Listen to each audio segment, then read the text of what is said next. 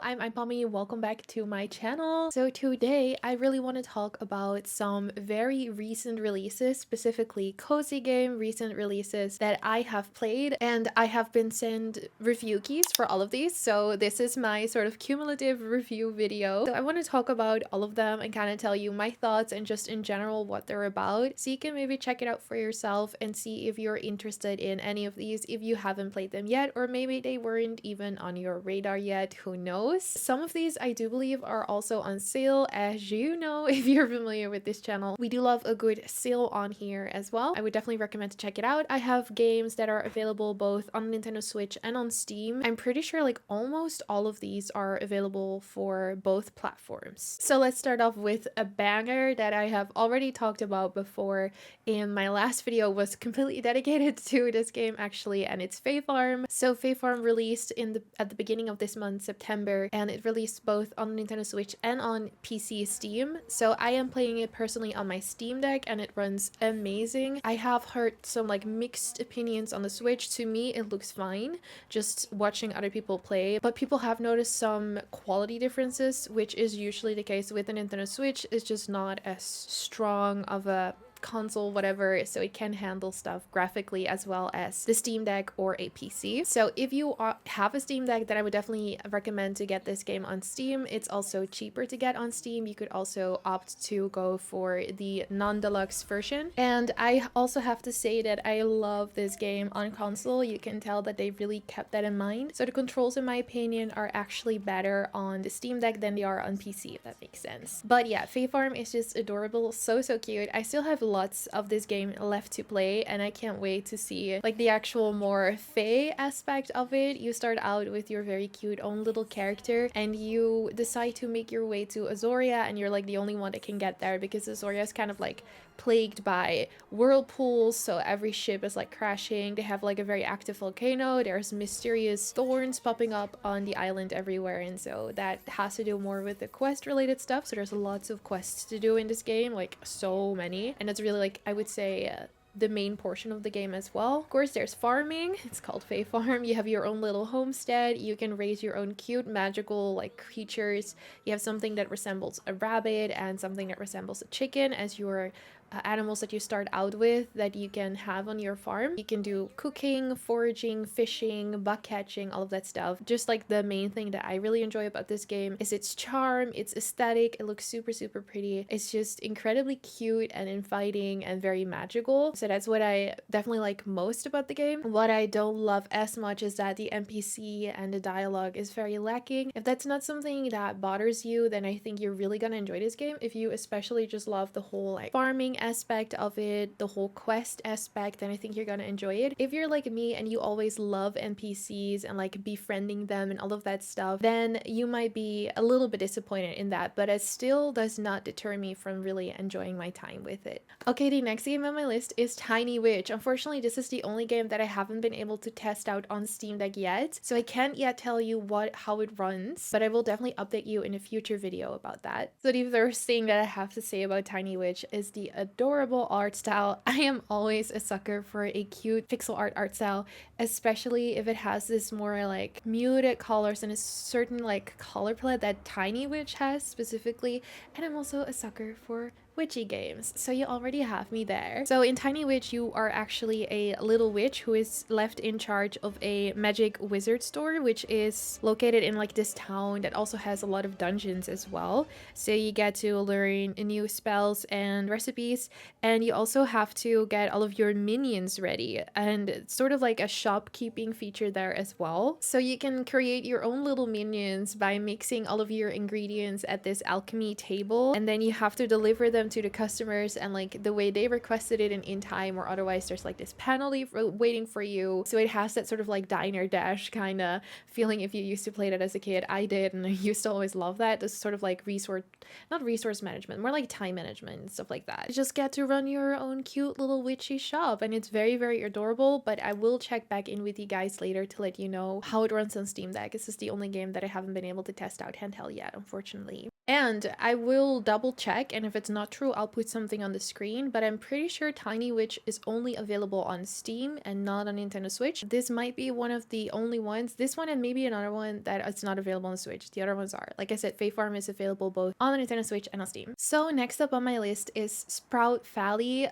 Talking about cute pixel art styles, this one is my favorite out of all of them because of the colors. I love this really like soft, a little bit faded, like pastel-ish color palette that they have going. It's just so beautiful. It's so pretty. I love the art style for this one. That's like my main draw with this game. It just looks incredibly cute. And in this game, you don't get to choose your own character or protagonist or anything. You play as this little cat called Nico. So the game starts out really just adorably. I have to say, I love the art style for this game. So we start out with little Nico, and he is working, you know, an office job, or they are working an office job. I have to say, not entirely sure about their gender. They're just a little kitty in the big world, and you can see that they're kind of getting a little tired of the grind. Like, you know, every day they have to get up early, they have to commute to the office, they have to work in the office, get home, and do it all over again the next day. Sound familiar? It definitely sounds familiar to me.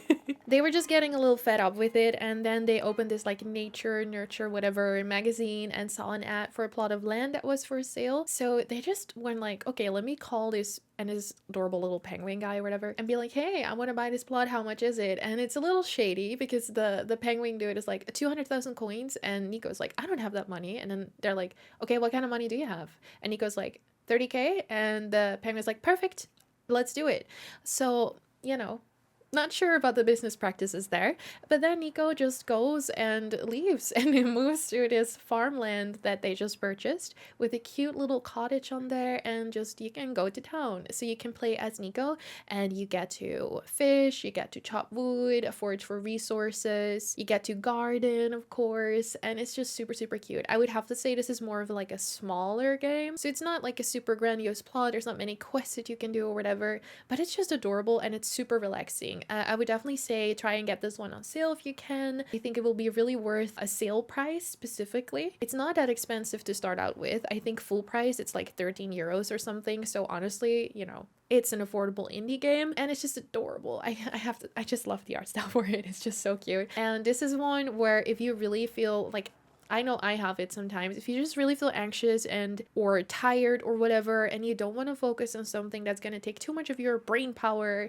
epic quest or whatever, this one is going to be so nice to just relax with. Maybe put on a little show while you just go chop some wood and do all of that stuff. It's just super cute. Okay, next up we have Alchemy Garden, which I specifically got a Switch key for this one. So this one I played on the Switch myself, but it's available on Steam and on the Switch. It was available on Steam quite some time, so it's been released a pretty long time on PC, but it's now recently released on a Switch, so now it's also available there. This one is super cute too. I've also played a little bit more of like a witchy person, so you get to just design your own character and then run your own little shop. And so the main purpose of this one is to craft these magical potions and then sell them in your own alchemy shop. You get to explore the world and then harvest new plants, and that way that you can discover new recipes as well.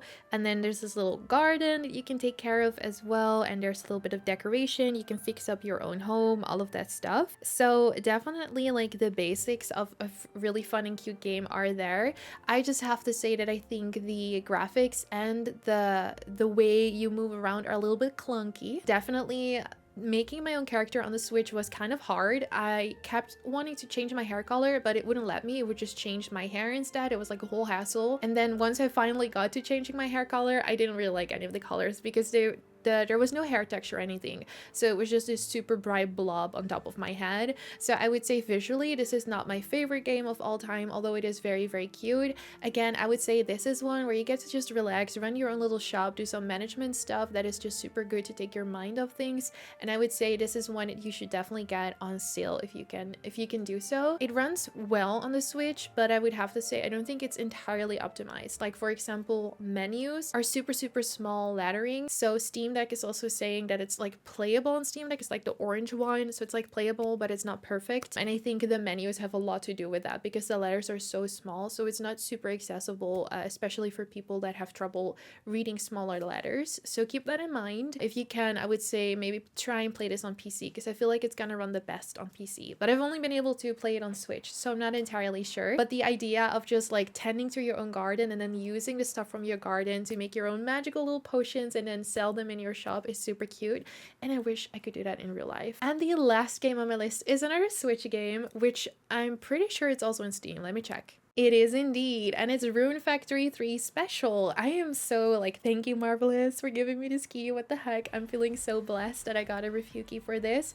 Haven't been able to play much yet, but I've been able to play a little bit, and have to say, even as someone who has not played the original one, I am really enjoying my time with this. Although I think it's another one, just like this recent Story of Seasons like remake one, that you're gonna enjoy even more if you already have the nostalgia attached to playing it when you were younger, playing the original one. Unfortunately, with Rune Factory 3, I would have to say I think it's so sad that they didn't update anything really having to do with like your character. So I mean, for people that have already played, you're probably happy to play as the same character again. You play as a set character, which I'm pretty sure is a boy, and you can only romance other girls as far as I'm aware. As far as what I've played so far, it looks like you can only romance other girls, and I'm always like a little sad about that. I want my cute little queer relationships, and I want to be able to choose who I play. That's just how I prefer to play. But if you don't care about that, then I'm sure that's not gonna bother you at all.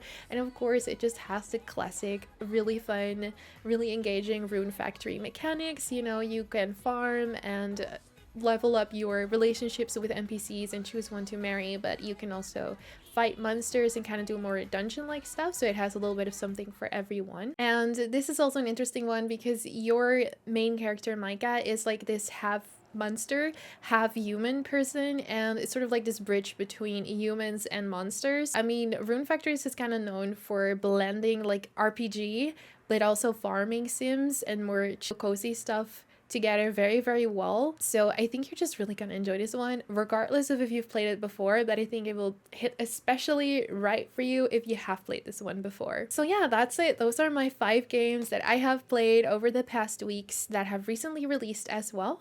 Just my little thoughts behind it, and I'm enjoying all of them really. Some favorites for sure, but all of them definitely have their own charms and their own little quirks as well. So I would highly recommend to check them all out and let me know which ones have you played of this list, or are there any other cozy games that you've been playing recently that you would recommend me or anyone else to try out? We would always love to hear it. Thank you so much for watching this video. You can find all of my social media linked in my description box down below. You can also find my Discord server over there, which you're very free to join. You can also find my Patreon page on there. You're very welcome to join the lovely community of Oakwood. And yeah, I think that's it. I will see you in the next video. Bye bye.